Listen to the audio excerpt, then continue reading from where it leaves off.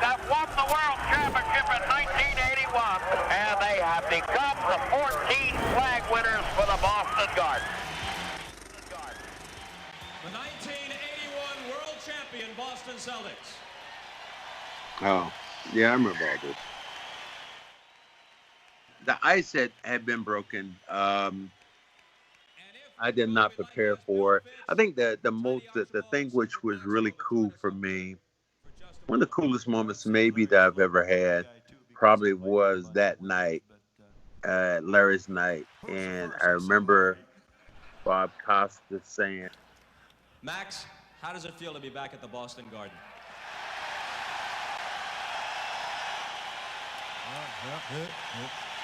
and everybody stood and gave me the standing ovation. And I thought that was the coolest thing of being recognized as a part in this organization. And so I take that one probably more than anything. The speech and all the things I do what I normally do. I ad lib.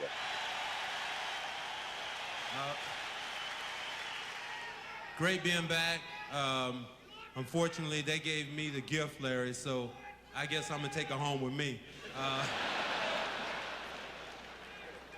It was a thrill really playing with you.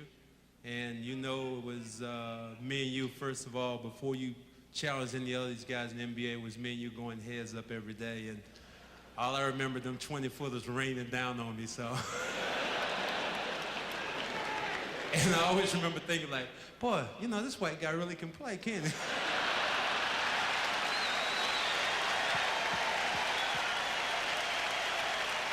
That's just me. That's who I am as a person. I will ad lib. Larry, I guess it's my honor in representing all the guys behind me and some of the guys who aren't here, Terry Durod and Wayne Cretlow, who were on the team also.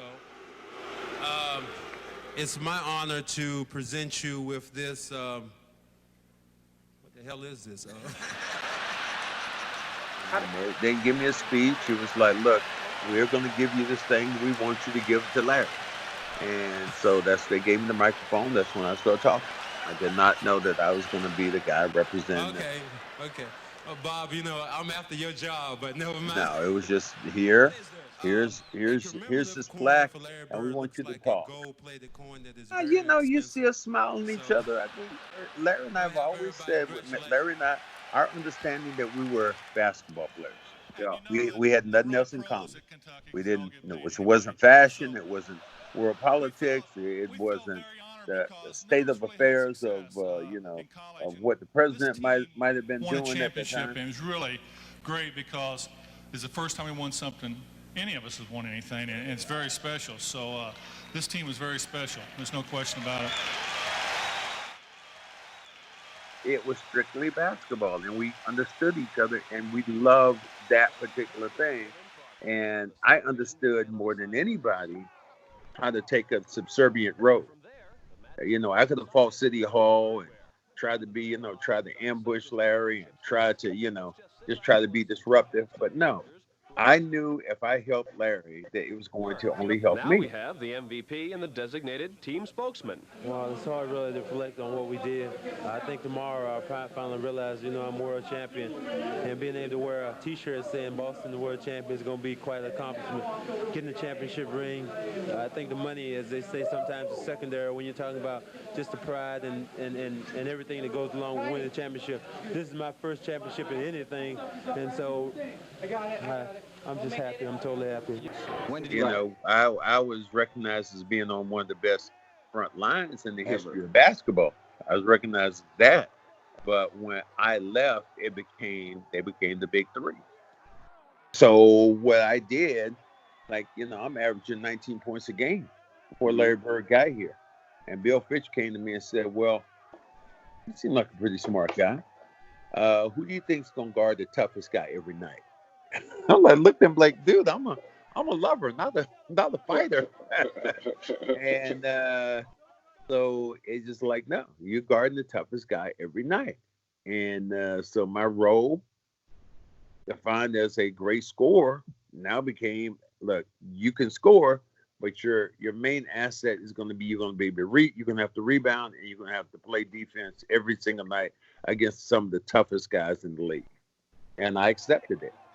I just think that he didn't want the pressure on Larry. He didn't want the pressure of Larry trying to score. He wanted Larry to have a freedom of just playing the game and not being every single time down trying to defend the toughest guys in the league.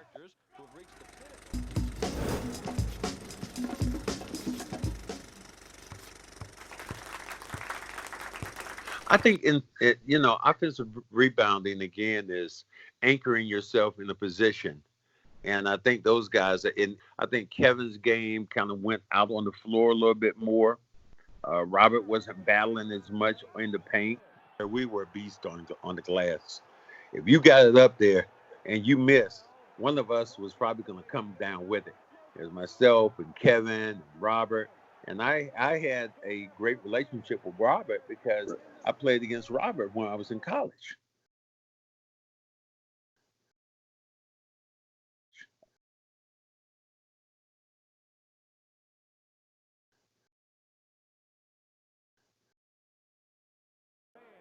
He played at Centenary University. He was on one of the top independence teams in the country at the time, and I was at UNC Charlotte, and we were about to become one of the top independents at the time. So we used to see each other. We played each other probably like 4 times while we were in college. I think we divided. We went 2-2. So I got a chance to play against Robert. I didn't know as much about him, but I knew him from playing against him in college. Work together. The Chief, 00, who never gets excited. This is a hell of a feeling, it feels good, I'm glad everything is over. Teammates did a hell of a job, of keeping their paws and not got in foul trouble. I'm proud of everyone, the organization, the coaches, everybody. And so it's just been a hell of a year. It's been a long year, and I'm glad everything is over now. But this is the way to finish the year off, winning the World Championship. Is this, you think, the beginning of several World Championships? The players are young.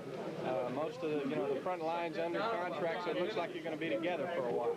Well, we're very capable of winning, 2 or 3 more championships. We're as good as we want to be. He had the reputation of probably being, people didn't know him, thinking that he was lazy. He didn't want to play hard. Because he was so quiet, people didn't know he was that smart or that funny. But he was a brilliant guy. Off the court and on the court.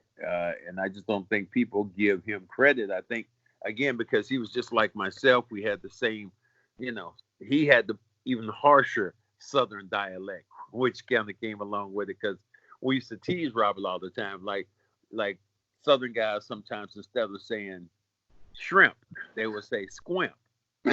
So we're someplace eating, we'd be like, Robert, you want some more squimp? And we used to tease him, and he didn't even know we were teasing him about it, but it just almost became a joke within a joke. He was the backbone of that. And the fact he was a great defender, he was a great scorer, he was a rebounder. He could do a lot of things. He ran the floor as well as any big in the NBA. And I used to rock, and it was real funny because I remember Bill Fitch, getting on him that first week and say, you got to run. Your biggest asset is going to be, you're going to be running up and down the floor, just getting layups. And Robert just couldn't get it. And then finally they got on the same page, and we saw who Robert Parrish was. And he was that running, mobile center who could shoot it from about 15 feet away, could rebound, could face you, could go to the post game.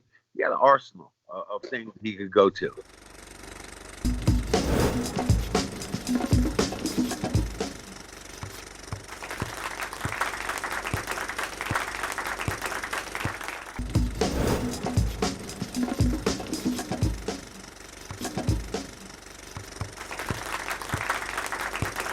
Staples Center. Cedric Maxwell played in so many championship games. He's their radio analyst. And I said, well, I'm not a stats person.